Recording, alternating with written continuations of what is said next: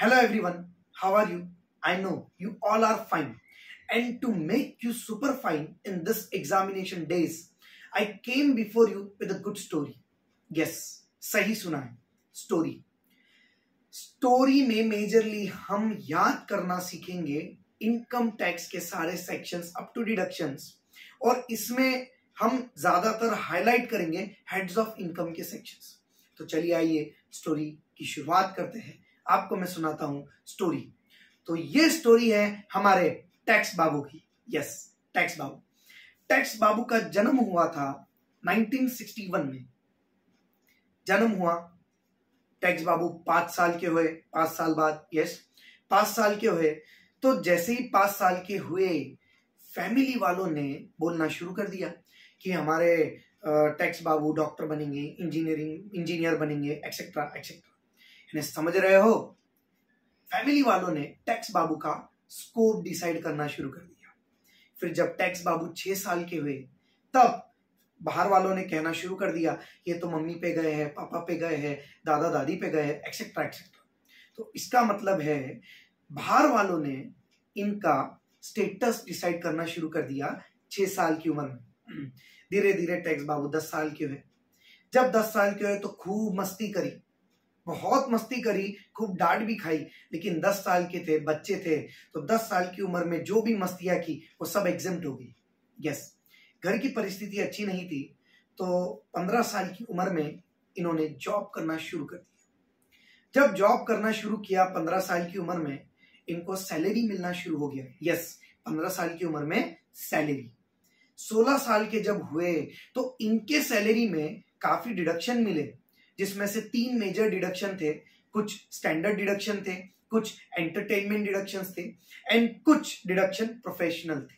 Yes, फिर जैसे ही 17 साल के हुए, एम्प्लॉयर को पता चल गया कि अब अगले साल 18 के होने वाले हैं. तो एम्प्लॉयर ने टैक्स बाबू को 17 साल की उम्र में, 17 साल की उम्र में काफी बेनिफिट्स दिए, काफी परक्विजिट्स दिए. यस, खूब बेनिफिट्स दिए. धीरे धीरे टैक्स बाबू 22 इयर्स के हो गए. यस, जब 22 इयर्स के हुए, तब सोचा चलो घर वालों को अपना खुद का हाउस प्रॉपर्टी दिलवाते हैं. तो टैक्स बाबू ने घर वालों को हाउस प्रॉपर्टी दिलाया. 2 साल बाद 24 साल की उम्र में हाउस प्रॉपर्टी में डिडक्शन मिलना शुरू हो गया. टैक्स बाबू जब 27 साल के हो गए, 27 इयर्स के, यस, तो उन्होंने शादी कर ली. शादी कर ली, पत्नी आ गई, तो सारी प्रॉपर्टी के 27 साल की उम्र में टैक्स बाबू डीम्ड ओनर बन गए.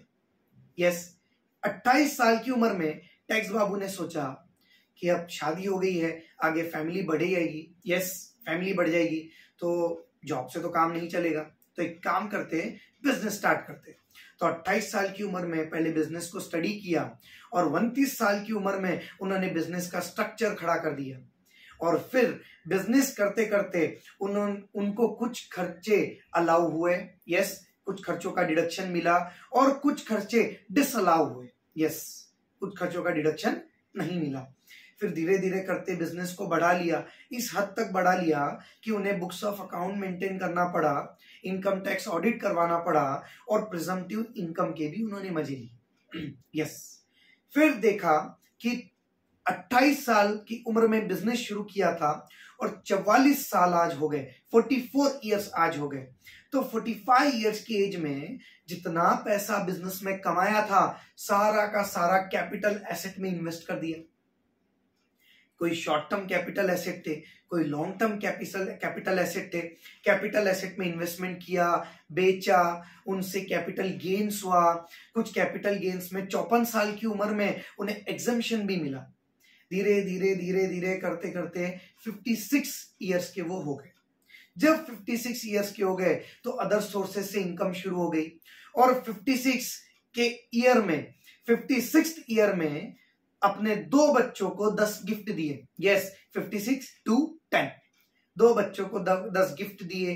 गिफ्ट विल की, इनहेरिटेंस में प्रॉपर्टी लिख दी, और उसके बाद में काम करना कम कर दिया. फिर जब 60 क्रॉस किया, और 64 साल की उम्र तक के उनकी सारी इनकम, इधर उधर जो भी प्रॉपर्टी इन्होंने गिफ्ट की थी, जिनके आज भी वो ओनर थे या सिर्फ ओनरशिप ट्रांसफर की थी, उन सारी इनकम को इनकी इनकम में क्लब कर दिया गया. फिर धीरे धीरे जब 70-71 यानी 70 और 71 की एज में वो आ गए तो देखा कि जो बिजनेस मैंने बच्चों को हैंड ओवर किया है उसमें तो लॉसेस शुरू हो गए। ये देख के वो बहुत नाराज हो गए और फिर दिन भर टेंशन में रहने लग गए। टेंशन में काफी बीमारियां लग गई और 80 इयर्स की एज में उनका डिडक्शन शुरू हो गया।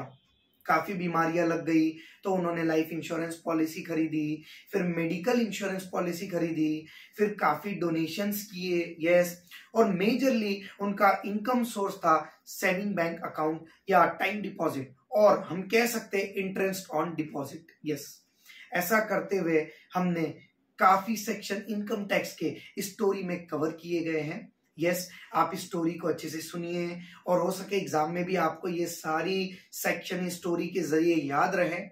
वीडियो को आप लाइक जरूर कीजिए, अच्छा लगा होगा तो लाइक कीजिए, चैनल को सब्सक्राइब कीजिए ताकि आप और भी ऐसी स्टोरी सुन सुन के सारे major sections of income tax याद कर सके। So best of luck for your examinations.